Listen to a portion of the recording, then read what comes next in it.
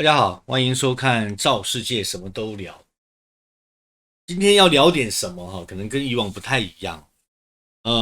很多人给老师写 email 说，为什么老师在给他们做规划的时候，画的图形是特别能够清晰，而且是显而易懂的。好，那老师整理了一段时间的这个课件跟材料我也决定来讲讲什么叫做图形思考。很多人对于图形思考这个概念好像比较模糊，我们就简单来说吧。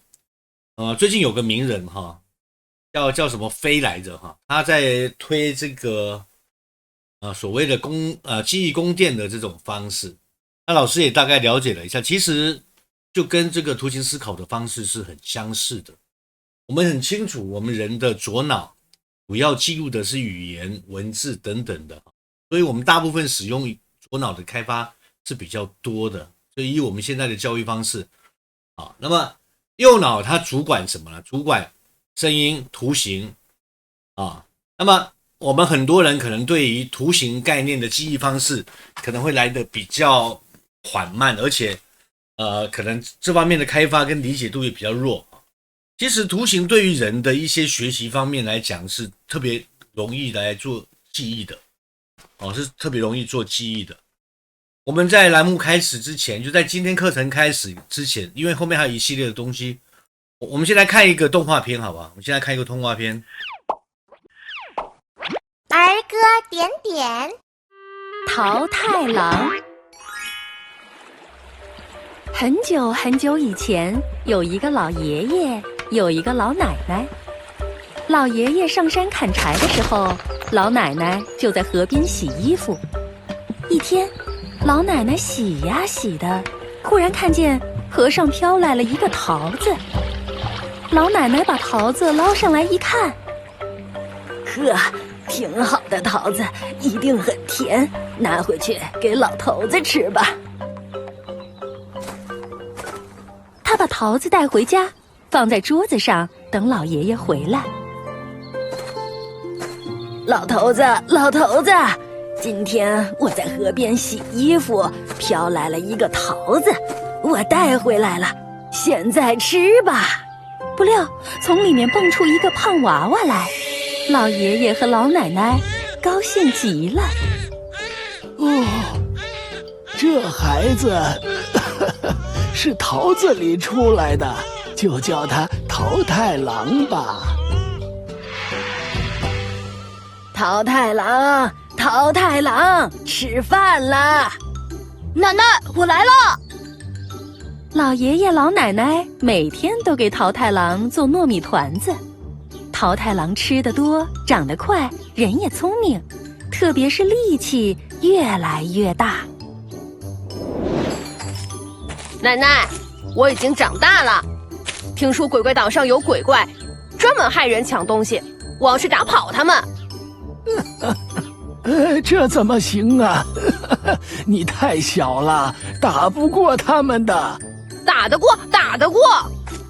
老爷爷和老奶奶被缠得没办法，只好答应了，给他扎上新头巾，穿上新裤子，带上武器。加油啊，桃太郎！爷爷奶奶年纪大了，不能陪你一起去打鬼怪。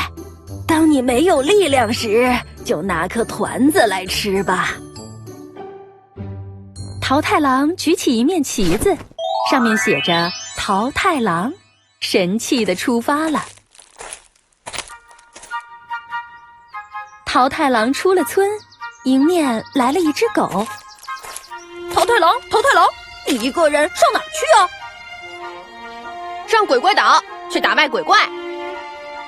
我跟你一起去，听说你有超级无敌大力糯米团，可以给我吃一个吗？好，多一个帮手就多了10个人的力量。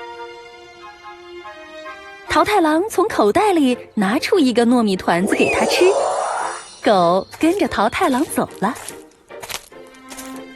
桃太郎和狗来到山边，迎面来了一只野鸡。桃太郎，桃太郎，你们2个上哪儿去？上鬼怪岛打鬼怪去。我跟你们一起去，请给我吃个糯米团子吧。好，多2个帮手就多了20个人的力量。桃太郎也给他吃了个糯米团子，野鸡跟着桃太郎和狗走了。桃太郎同狗和野鸡来到山里，迎面来了一只猴子。猴子问他：桃太郎，桃太郎，你们3个上哪儿去？上鬼怪岛打败鬼怪去。我跟你们一起去，请给我吃个糯米团子吧。好，多3个帮手就多了30个人的力量。桃太郎也给他吃了个糯米团子。猴子跟着桃太郎、狗和野鸡走了。他们4个一起来到江边，远远的看到了鬼怪岛。狗背着桃太郎游到了对岸，猴子坐在野鸡身上，野鸡背着猴子也飞过去了。他们到了岛上，看见一扇大黑门。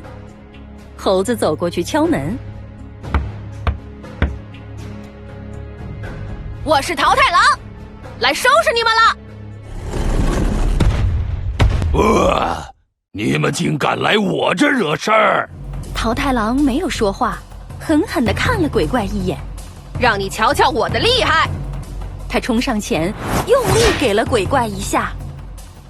然而，鬼怪并没有被这一下打退，却扑哧一笑，伸出手把桃太郎举到空中。野鸡飞到鬼怪面前，用尖尖的嘴不停地啄鬼怪的头。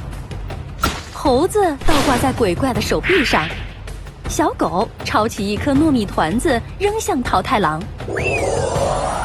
桃太郎，坚持住啊！我们一定可以打败鬼怪的。桃太郎接住团子，一口吃掉了，仿佛有了几千人的力气。他挣脱开鬼怪，准备反击了。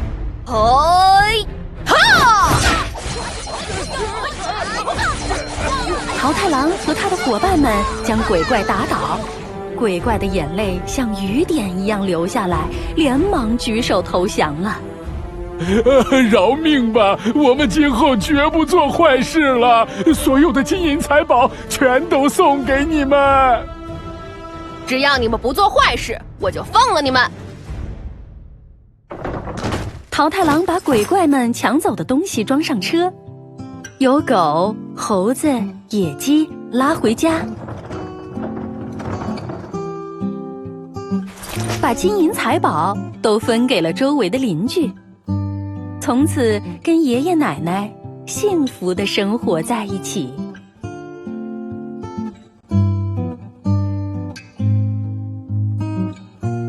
现在我们回到课堂里面来，我们从往后的所有的这个课程开始之前，老师先给大家布一个暖身题。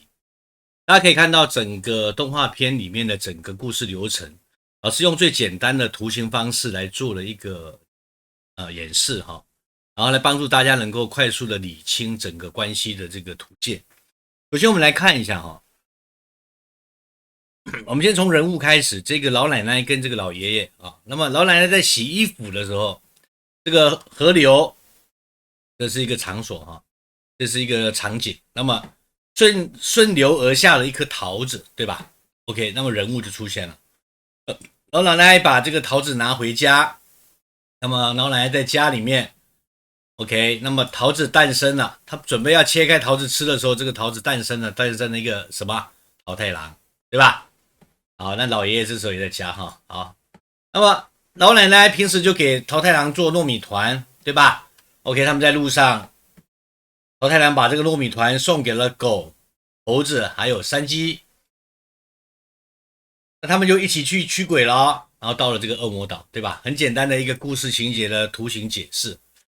那这是一个感觉起来好像特别复杂的一个图，其实还可以有一个更简单的表示方式比如说我们可以把它做成一个流程流程就是桃太郎从桃子里面诞生了 OK， 好，这是一个它诞生的过程。那么他茁壮成长，并且踏上了旅途啊，那么给了多米团子，给了谁？山鸡、猴子、狗，那他们就成为伙伴了，然后就驱鬼。这图形看起来是不是特别简单？好，这个暖身题你们可以尝试的去画一下哈，可以尝试去画一下。其实我们可以经常用这种所谓的图形的锻炼思维的这种工具来帮助自己能够快速的去做。好，那我们让我们再回到刚才的这个问题。其实用桃太郎的这个经历来画图，图形变得更加简单了，有没有发现？即使是同一个主题，通过比较不同的这个人所画的图，也能够明显看出大家的这种思维差异。因为每个人画的图的方式可能会不太一样，这是老师的思维方式，那你们的思维方式是什么？你可以尝试拿个纸笔，或者没有电脑的话，你拿个纸笔尝试一下。如果有电脑的话，你可以尝试用不同的工具。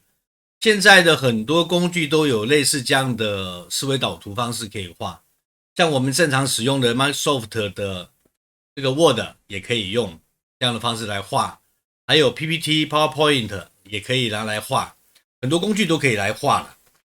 那么你首先要先锻炼并且反映一下自我思维的一种思考工具，你先找到属于你自己的思考工具，最后你才能够变成一个演讲的工具。那简单来讲，当你能够看到这两张图，自己的思维方式，你来讲故事是不是就特别容易啦？你就不用再去记忆嘛，对不对？那当然大家也都希望能够画出比较清晰易懂的演讲图，但是在打磨色彩还有字体跟排版之前，还有一些需要注意的一些内容。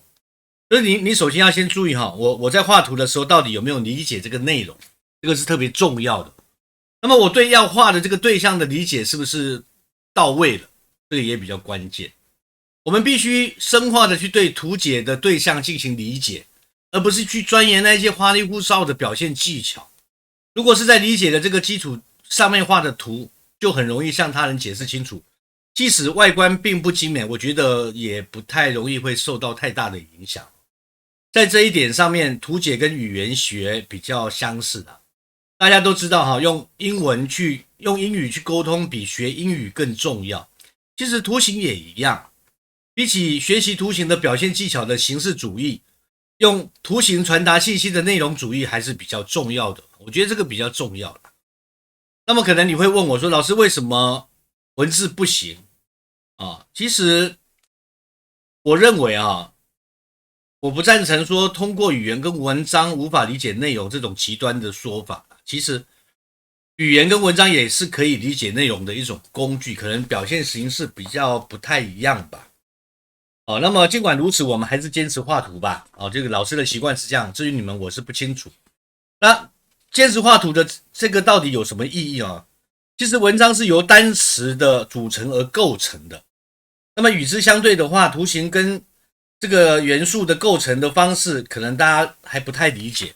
那么后面呢，老师会通过7大图形的这种教学方式来告诉大家这7大图形的应用理解的方式是什么，并且可以用在哪里，好不好？那今天这堂课程就讲到这里，那么下一堂课我会来跟大家讲讲什么叫7大图形，并且这7大图形可以用在哪一些对象理解上面。好，谢谢大家收看今天的赵世界什么都聊。